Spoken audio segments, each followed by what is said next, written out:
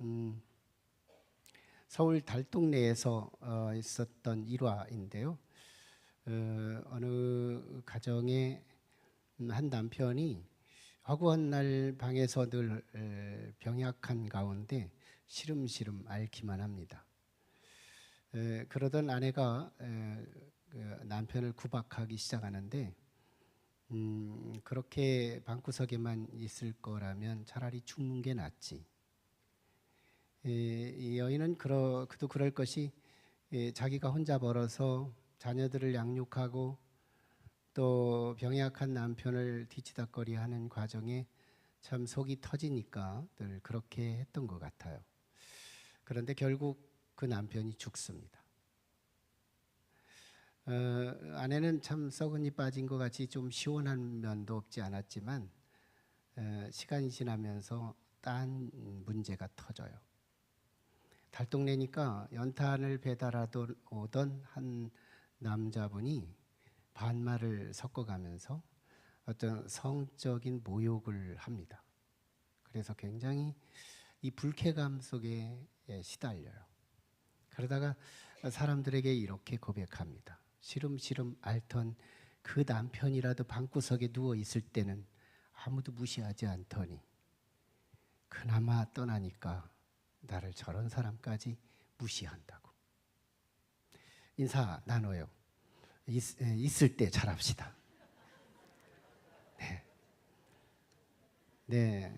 시원찮은 것 같아도 그 남편 살아 있어야 하고, 시원찮은 것 같아도 그 아내 살아 있어야 하고, 그 아들 살아 있어야 하고, 그 딸 살아 있어야 합니다.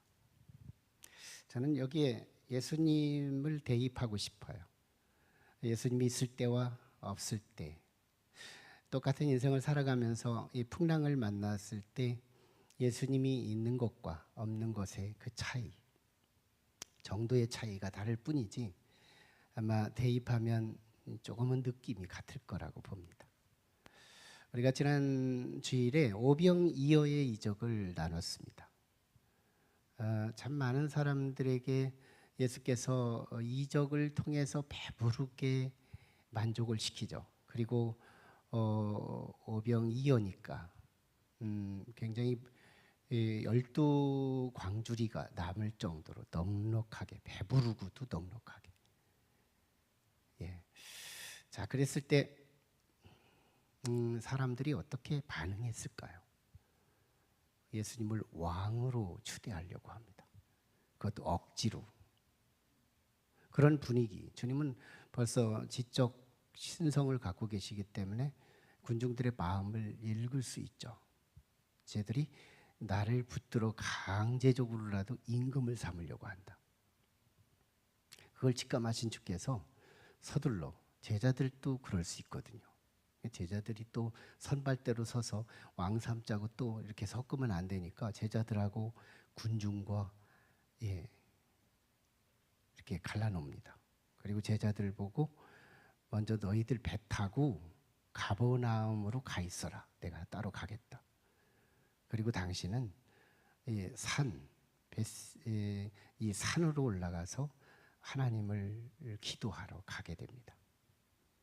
자, 그리고 오늘 이제 본문에 예수님 없이 배를 타고 가던 제자들이 이제 풍랑을 만나게 되는 거예요. 이 풍랑이 지중해성 돌풍이라고 가장 잔잔하다가 갑작스럽게 불어지는 이 지형 자체가 이 지중해성 돌풍이 가끔씩 일어난다고 합니다. 이 돌풍이 보통 큰 돌풍이 아니에요. 우리의 사활을 결정시키는 어마어마한 큰 돌풍이 임하게 됩니다. 그래서 이제 제자들이 거기서 이제 어마어마한 사투를 벌이게 되는데요. 그럼에도 불구하고 오늘 19절에는 이렇게 표현해요. 그들이 10여리쯤 이끌고 갔다는 거예요. 10여리쯤 항해하는데 그 파도 중에서도 배를 끌고 갔다는 거예요. 그도 그럴 것이요. 예수님의 제자들은 베드로, 요한, 야고보, 이 안드레 이런 사람들이 다 어부 출신이거든요. 어릴 적부터 배를 운전하는, 배를 이끌어가는 기술을 익혔던 사람들이고, 심지어는 도마는 조선수 기술, 즉 배를 제작하는 기술까지 익혔대요. 이게 배에 적어도 전문가들이 5명 정도가 함께 답쓰겠죠. 이 요한 기자가 이 19절에 굳이 12월이를 끌고 갔다는 말을 담는 이유가 뭐냐면, 인간의 영향력, 인간의 힘도 어느 정도는 영향을 끼친다. 이 메시지를 솔직히 담아내는 겁니다. 여러분, 우리들도 그러잖아요. 어떤 환난이 닥치거나 어떤 문제가 닥쳤을 때 우리에게도 어느 정도는 해결할 능력이 갖춰져 있는 거예요. 그 기술들이 영향을 미칩니다. 4km. 뭐 풍랑이 없을 때 4km를 끌고 가는 건 별거 어려움이 없죠. 근데 그 어마어마한 집채만한 파도 속에서 4km를 끌고 갔다는 건 제자들도 웬만한 기술을 갖고 있었다. 네. 자, 그런데 제자들이 한계가 도달합니다. 어느 정도의 파도지 그보다 더 큰 어마어마한 집채만한 파도가 임했을 때는 한계에 도달하는 거예요. 그리고요, 마태 평행본문, 마가복음 평행본문에 보면 이 시간이 사경이라 밤의 시간을 넷으로 나누는데 1경, 2경, 3경, 4경으로 나눠요. 그러면 보통 4시에서 6시 새벽. 그러니까 너무너무 칠흑같이 어두운 밤이에요. 이거는 이 환한 대낮이 아니라는 것도 있지만 아무도 도와줄 사람도 없다는 뜻도 있는 거예요. 그러니까 제자들은 이 파도의 위기, 그리고 시간의 어두움의 위기, 그리고 도움을 받을 수 없다는 절박한 위기에 직면한 거예요. 자, 이때요. 참 놀라운 사실이 있어요. 오늘 본문에 나 같으면 그러지 않았을 것 같은데 하는 그런 아쉬움이 오늘 본문에 보입니다. 그게 뭐냐? 그 정도로 어려웠으면, 아니 24시간도 안 지난 잠시 전 오병이 이어의 이적을 통해서 그리스도에게서 신성을 느꼈던 그 시간에 그분 생각이 떠오를 만함직도 하잖아요. 주님 떠오를 만하기도 하지 않겠어요? 근데요, 이 12명의 제자가요, 예수님을 불러대는 제자가 하나도 없어요. 이렇게 믿음이 끊어져 있는 거예요. 우리가 신앙생활 하는데 제자들의 이야기를 통해 우리가 제자를 정죄하고 끝낼 얘기가 아니라는 거예요.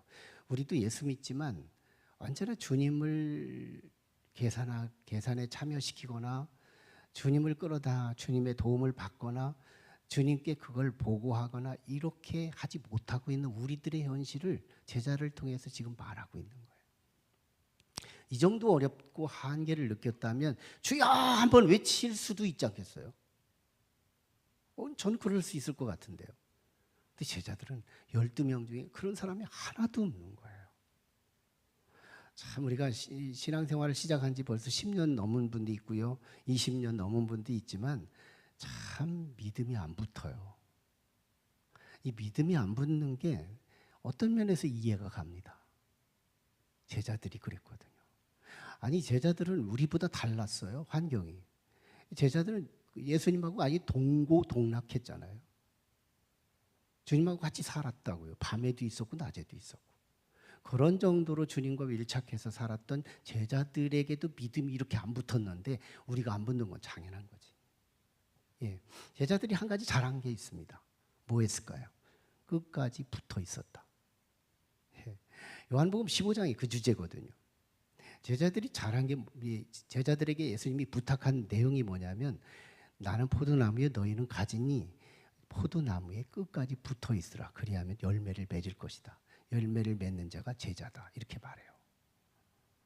붙어 있다는 거. 우리도 참 믿음이 잘 안 붙지만 왜 믿음이 안 생기지? 왜 나는? 이렇게 한탄할 것이 아니에요. 이 메시지에서 우리의 아이디어가 떠오르는 거예요. 끝까지 붙어 있어라. 그래도 믿음은 본래 안 붙는 거야. 이 자연주의 이성이 믿음을 자꾸 격리시킵니다. 내 잔재주, 내 은사, 내게 주님 없어도 그럭저럭 살아갈 만한 잉여의 능력이 주님을 필요치 않아서도 믿음이 안 붙어요. 그런 의미가 있습니다. 어쨌든 자, 제자들이요, 인간의 한계에 극한 상황에 도래하자 우리 영적인 격언 하나가 있잖아요. 인간의 한계는 하나님의 기회다. 아멘. 인간의 한계는 하나님의 기회예요. 급한 쪽은 주님입니다.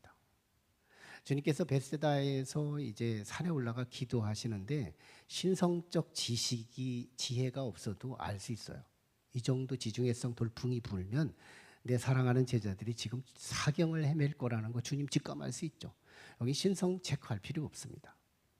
예, 그 베세다도 갈릴리 호수 연안에 있었으니까요. 네, 주님께서요 얼마나 급한지요. 하나님도 급할 때가 있습니다.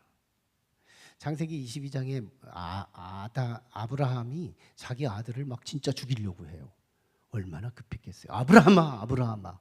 그 하나님이 급할 때가 있다니까요. 오늘 주님 보세요. 얼마나 급했는지요. 배 안 탑니다. 그냥 물 위로 그냥 걸어가요. 주님의 급하심을 저는 보는 거예요. 주님도 급할 때 있다.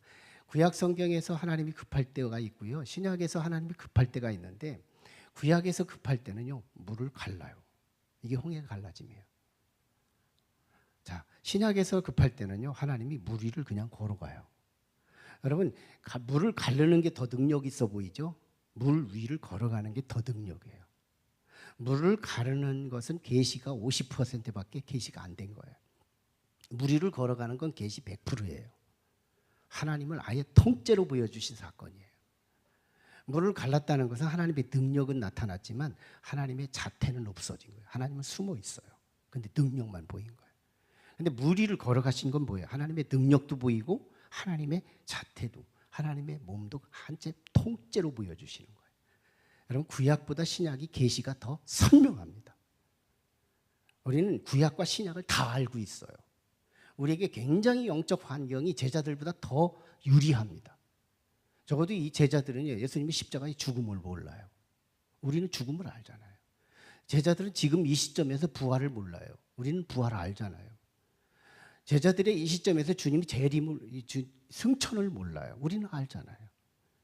주님의 모든 걸 다 통째로 한 그림으로 큰 그림을 다 보고 있는 우리의 영적 환경은요, 제자들보다 훨씬 더 나은 거예요. 더군다나 거기다 성령께서 우리의 도우심을 받는다면 우리 굉장한 역사가 있죠. 네. 여러분, 이때 주님이 나타납니다. 주님이 갑자기 나타나는데요. 제자들이 지금 그러지 않아도 파도가 무섭죠. 지금 배가 뒤집히기 직전이죠. 너무 힘들고 무서운데 하나가 더 나타났어. 이게 유령이야. 너무 힘들 때 무언가 하나 나타나면 뭐하고 연상하느냐? 저승사자가 나를 이제 데리러 왔다 생각하는 거지. 이 아귀가 맞아요. 귀신, 물귀신. 예수님이 물귀신으로 나타난 거야. 얼마나 깜짝 놀랐겠어요. 여러분, 갑작스럽게 지금 파도에 이 바람에 심란한 상황에서 이 예수님이 나타났는데 물귀신, 예수님이 또 머리도 길잖아요. 물귀신이 나타난 상황이죠. 이걸 심리학에서는요, 아주 이건 공감각적 공포라 그래요. 공감각. 감정 세계가 네거티브한 감정이 하나만 내게 닥쳐온 게 아니라 2개, 3개, 4개 겹쳐서 올 때 메가톤급 공포. 이런 공포가 우리에게 탁 다가옵니다. 얼마나 놀랬겠어요. 두려움, 놀람, 죽을까 봐. 이런 상황에서요. 그 친숙한 주의 목소리가 들립니다. 에고 에이미, 에고 에이미.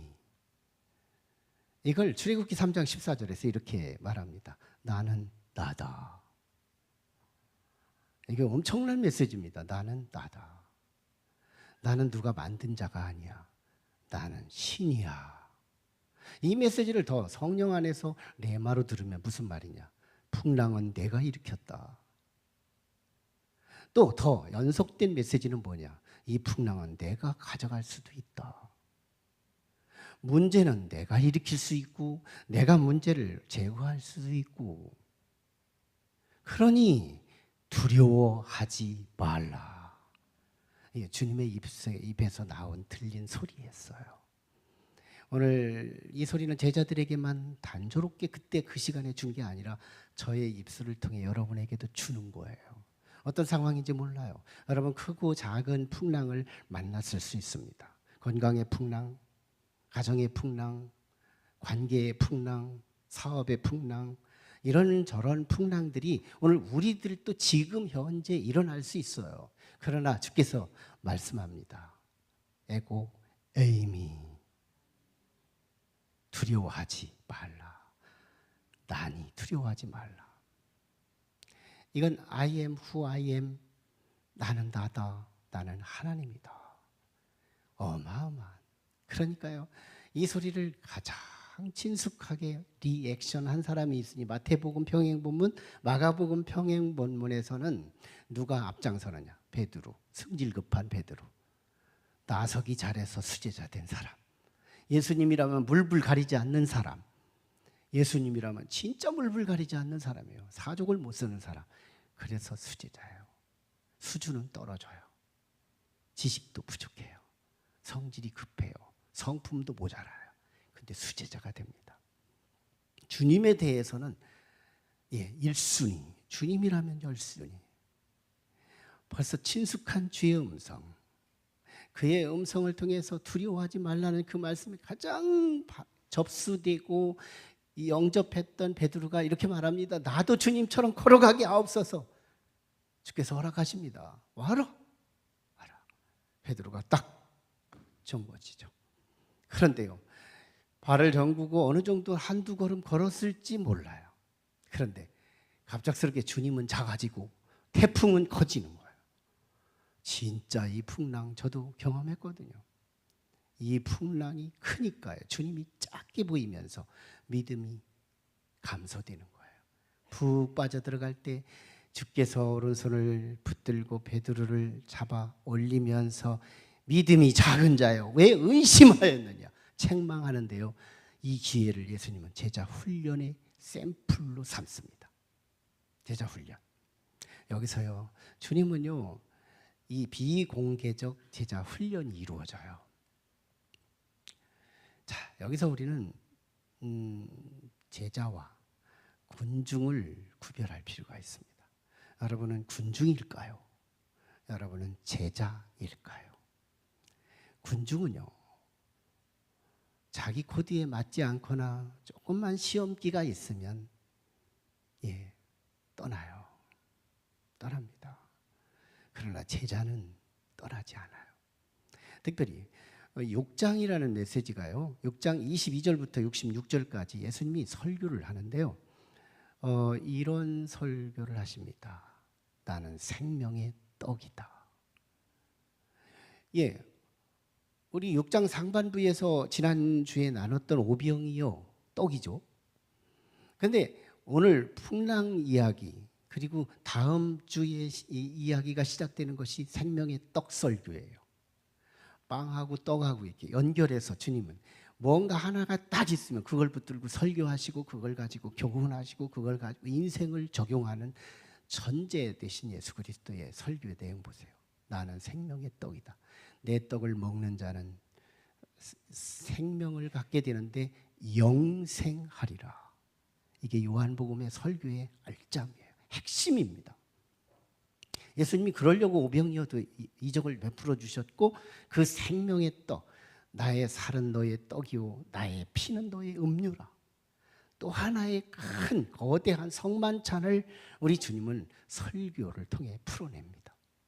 그때 이 군중이요 뭐라고 하는지 알아요? 예수님의 설교는 못 알아듣겠다. 예수님의 설교는 어렵다. 그래요. 여러분 예수님의 설교 어려웠어요. 제 설교는 그나마 쉽습니다. 네. 그러면서 그들이요 하나씩 하나씩 떠나가요. 다 떠나갑니다. 그때 67절에서 예수님이 제자들에게 이렇게 말합니다. 너희도 떠날 거냐?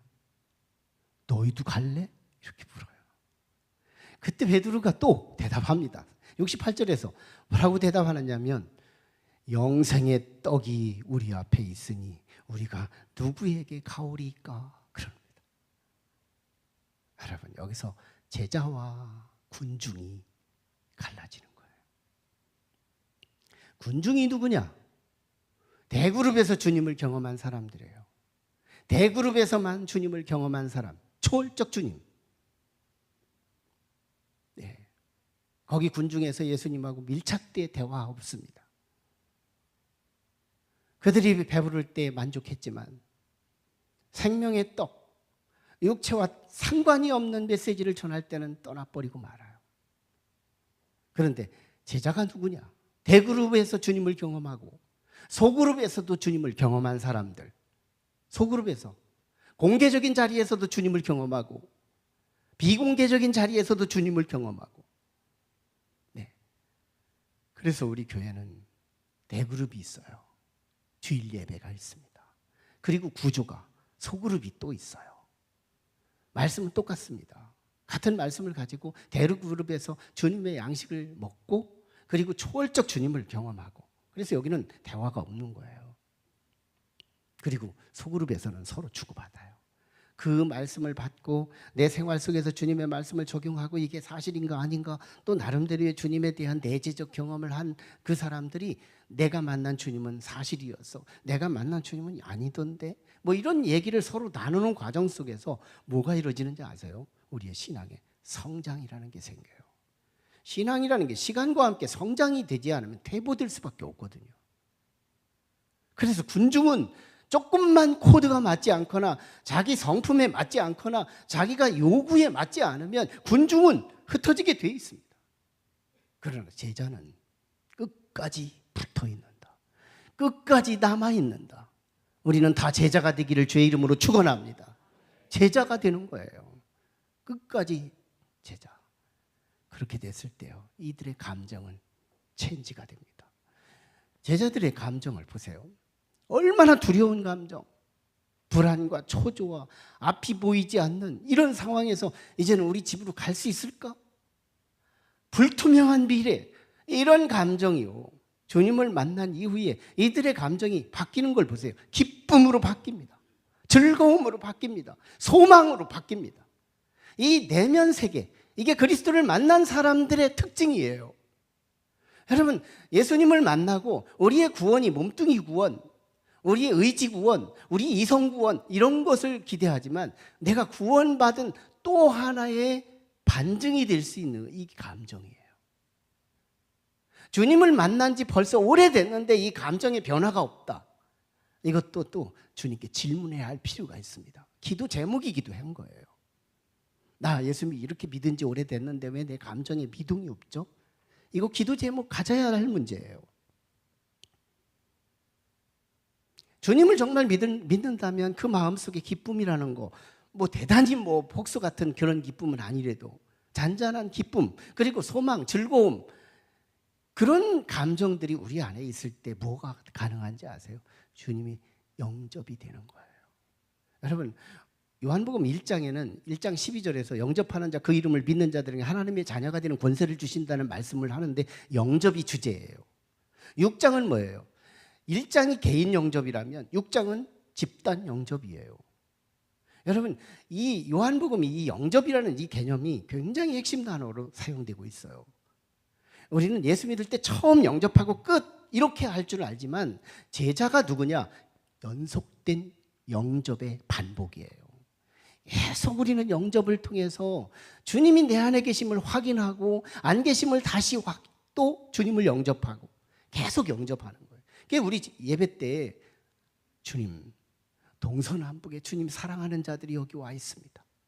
이곳에 임재하여 주옵소서. 이 기도가 뭔지 알아요? 집단 영접이에요.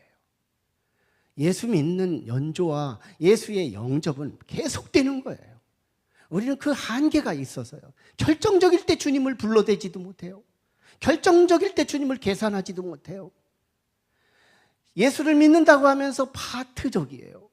신앙이 파트타임이에요. 어떤 때는 주님을 불러대는데 어떤 때는 안 불러대요. 내 기술만 쓰고 있는 거예요. 내 재능만 쓰고 있는 거예요. 그래서 우리는 계속 영접하는 거예요.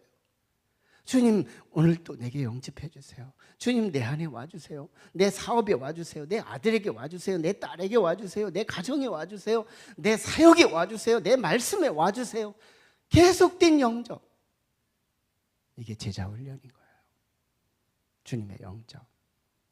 여러분 주님이 영접되면 어떤 특징이 올까요? 21절에 기뻐서 주를 영접하니 그들이 이루고자 하는 곳에 이르게 됐다. 그들이 가고자 하는 곳에 이르렀다는 거예요. 목적지까지 순탄하게 도착하게 됩니다.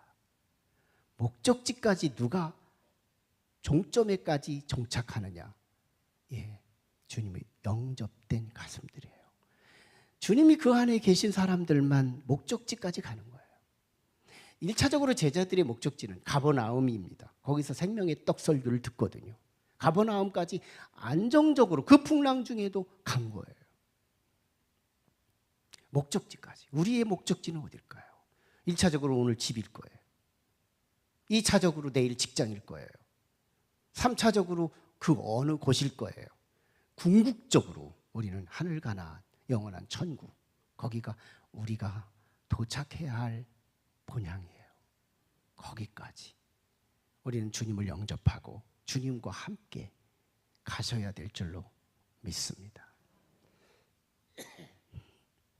이쯤에서 우리 제자들을 한번 진단해 봐요. 제자들은 결론적으로 주님이 없는 배도 타봤습니다. 주님이 있는 배도 타봤습니다. 제자들은 지금 우리에게 증언하고 있어요. 우리를 향하여 증언하는 제자들의 목소리를 들어볼 필요가 있다는 거예요. 주님이 없는 배가 뭐냐 이거예요. 주님이 있는 배는 뭐냐 이거예요. 주님이 없는 배, 풍랑이 일어나면 풍랑 자체가 나를 삼켜버리고 똑같은 인생을 살아가면서 어둠의 감정인데 내면 속을 가득히 채워서 자야 할 때 잘 수고 없고 일해야 할 때 집중할 수 없는 빼앗긴 에너지. 우리는 주님 없는 배. 그들은 정말 잠시 전에 오병의 이적을 베풀고 내가 예수 믿는 게 자랑스러웠고 그 예수님이 나에게 세상의 전부인 것 같았던 그 감정은 온데간데 없어지고 예수님 없는 배, 사망밖에 볼 게 없는 그런 배였어요. 똑같은 인생을 살아가면서 근심과 걱정이 인생의 재산이고 내 내면의 컨텐츠가 되고 이렇게 살아가고 있다면 이 인생은 참 얼마나 안타까운 거예요. 여러분 주님을 모신 배, 주님이 함께한 배, 마가복음 4장에는 주님이 함께한 배에도 풍랑이 있더라. 주님이 함께한 배에도 풍랑이 있습니다. 그런데요, 그 배는 이런 배예요. 고물에 주무시거든요. 그때 제자들이 주님을 깨워요. 풍랑이 아무리 커도 괜찮아요. 풍랑이 아무리 엄습해도 괜찮아요. 주무시는 예수님을 깨우면 되기 때문에요. 내 곁에는 주님이 계시거든요. 그 주님을 깨우기만 하면 문제는 끝. 모든 문제는 그리스도께 있는 거예요. 풍랑을 일으킨 자도 주님이요 걷어가실 분도 주님이시기에 그분 한 분만 깨우면 되는 거예요. 그래서 주님이 내 배에 함께 타고 계시면 우리는 이런 찬송이 가능한 거예요. 주 안에 있는 나에게 딴 근심이 있으랴. 근심거리 있습니다. 그러나 근심할 필요가 없어요. 주님만 깨우면 되는 것이기 때문에. 저는요, 이 본문만 딱 보면 영상처럼 탁 떠오르는 사건이 기억납니다. 우리 교회에서 여러 번 설교했습니다. 금시초문인 분들이 더 많을 거예요. 30여 년 전에 저는 이 경험을 그대로 했습니다. 우리 유성 지방 교역자들이 강원도 바다 근처에 부부 수양회를 갑니다. 가는데 언제나 공동체에는 특별한 사람 하나가 끼어 있으니 바람 잡는 사람, 우리 물고기 잡으러 갑시다. 그때 다 모았더니 몇 명이 모아지는 10명. 그때 나는 어디 있을까? 저는요 10명 안에 들어 있었습니다. 바람이 살랑살랑 불고 있었어요. 그런데도 물고기 잡으러 갈 수 있을까 하는 의문이 있었지만 배 주인이요 승낙합니다. 여기서 어릴 적부터 잔뼈가 굵은 이 사공이 허락한다면 이런 날 수없이 많았을 텐데 어련히 알아서 그래서 이 배를 타고 동해 바다의 깊숙한 곳에 들어갑니다. 낚시를 던지기도 전에 바람이 불기 시작하는데요. 와, 오늘 본문 사건을 그대로 경험합니다. 바다에 파도가 일어나기 시작하는데 과정법 조금 섞으면 집채보다 크다고 그때는 그렇게 보였습니다. 어마어마하게 보입니다. 이 파도가요, 배가 가로로 탔을 때는 그나마 괜찮았는데요. 이게 세로로 탔을 때는 우리가 무게중심을 조금만 흔들어도 뒤집어질 위기였습니다. 파도가 치니까요. 가장 먼저 일어나는 사건이 뭐냐면 멀미하는 사람이에요.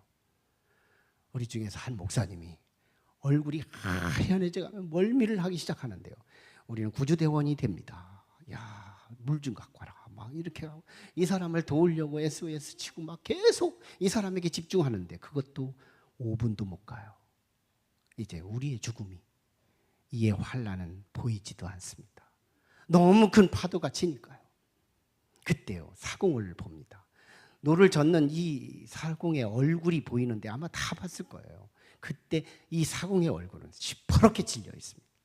그때부터 우리는 더 불안과 초조 속에 빠져요. 그때 제가 뭐 한지 아세요? 참 그때 그 믿음 가지고 살았으면 좋겠다. 그때 저 믿음 최고로 올라갔습니다. 그때 그 믿음으로 초청합니다. 여러분 주님 이 배에 오시옵소서. 이 말씀이 또 생각납니다. 주님 이 배에 오시옵소서. 주여 우리를 살려주시옵소서. 우리가 만약에 죽는다면 대전 유성 지방에 10명의 목사님들이 동해바다에서 물에 빠져 죽다 내일 아침에 대한민국의 모든 신문에 대서특필로 나오면 하나님 영광 가리고 그 성도들 다 어디 갑니까? 하나님 우리를 살려주시옵소서. 주님 이곳에 타시옵소서. 얼마나 간절히 기도했는지요. 참으로 그때 그 믿음은 목사보다 사도급이었습니다. 어마어마한 믿음으로요. 그 믿음은 능력이 있었어요. 15분쯤 사투 끝에요. 물고기 한 마리도 못 잡고 그날 그냥 나왔습니다. 그리고 제가 그 목사님들한테 뭐라고 큰 소리 친지 아세요? 목사님들 내 덕분에 산 줄 알아요. 그러고 큰 소리 쳤더니요. 지들도 한 마리씩 다 합니다. 나도 그랬다고.